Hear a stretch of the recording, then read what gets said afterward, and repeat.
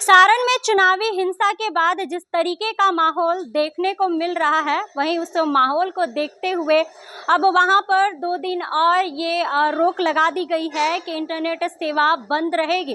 दरअसल 25 मई को महाराजगंज लोकसभा सीट पर चुनाव होना है और वहीं महाराजगंज लोकसभा सीट के चुनाव को लेकर जो इंटरनेट सेवा 23 मई तक बंद कर दिया गया था, उसे अब 25 मई के शाम तक बंद रखा जाएगा, ताकि जो भी कुछ असामाजिक तत्व हैं वो किसी प्रकार की कोई परेशानी न खड़ी कर दे, जिसको लेकर अब वहां पर इंटरनेट सेवा को और भी 2 दिन बंद कर दिया गया है।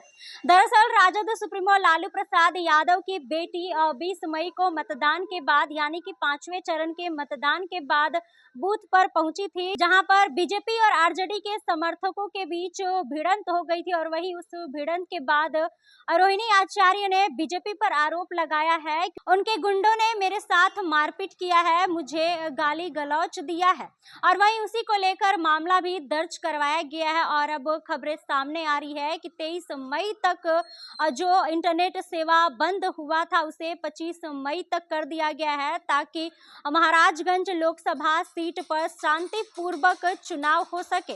बाकी इस खबर में सब कुछ आपको विस्तार से बताते हैं। सारण जिले में चुनावी हिंसा के बाद बिगड़े माहौल को देखते हुए इंटरनेट बैन की अवधि 2 दिन और बढ़ा दी गई है। अब जिले में छठे चरण के मतदान तक यानी 25 मई तक इंटरनेट सेवा पर पाबंदी रहेगी। वहीं छपरा में हुए मतदान के दौरान और उसके बाद हुए बवाल के मामले में पुलिस ने आरजेडी एवं बीजेपी के 150 समर्थकों पर केस दर्ज किया है, जबकि इस घटना के बाद गोलीबारी के आरोप में गिरफ्तार 2 लोगों को जेल भेज दिया गया है। दरअसल छपरा में चुनावी हिंसा के बाद सारण जिले में इंटरनेट सेवा पर लगाई गई रोक 25 मई शाम 5 बजे तक बढ़ा दी गई है। इससे पहले गृह विभाग ने पहले 23 मई तक ही इंटरनेट सेवा बाधित रखने का निर्देश दिया था, लेकिन लोकसभा चुनाव के छठे चरण में महाराजगंज सीट पर होने वाले चुनाव को देखते हुए अब इसे रोक की अवधि बढ़ाकर 25 मई तक कर दी गई है। बुधवार को जारी विभागीय आदेश के अनुसार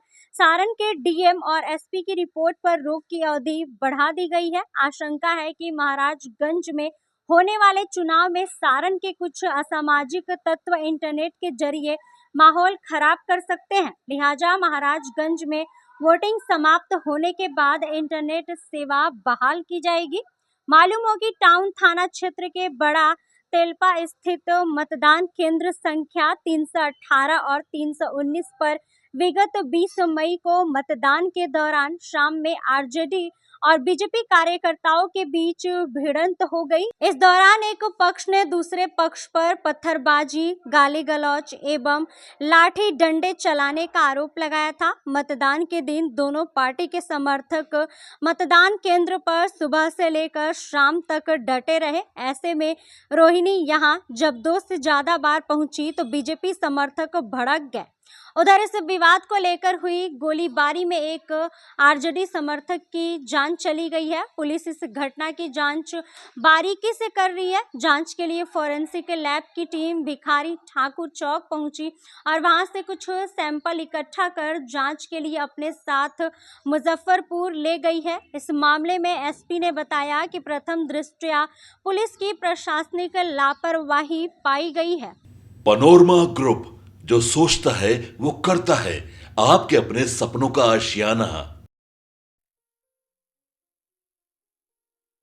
ये लो मुंह मीठा करो, आज मैंने अपना जॉब छोड़ दिया, अब हम पूर्णिया वापस जाएंगे। जॉब छोड़ दिया है? मतलब ये घर कैसे चलेगा? हम करेंगे क्या? और माँ बाबूजी क्या बोलेंगे? इसलिए मैं एक और मिठाई का डब्बा लाया। अपने बिजनेस के लिए लोन अप्रूव हो गया। अरे लोन अप्रूव हो गया वो तो ठीक है, लेकिन पूर्णिया में हम रहेंगे कहाँ? अपना घर भी तो नहीं है वहाँ। इसलिए तो एक और मिठाई का डब्बा अलग से लाया हूँ। हमने पूर्णिया में घर ले लिया है, पूर्णिया के ई होम्स पैनोरमा में। पूर्णिया में पैनोरमा ग्रुप लेकर आए हैं ई होम्स पैनोरमा। बड़ा घर, आलीशान जिंदगी और अत्याधुनिक सुविधाओं के संग। अरे अब क्यों मुंह मीठा करवा रही हो? क्योंकि हम घर वापसी जो कर रहे हैं। घर वापसी की खुशी पूर्णिया में ई होम्स पैनोरमा के संग। E homes panorama, luxurious, lifestyle redefined.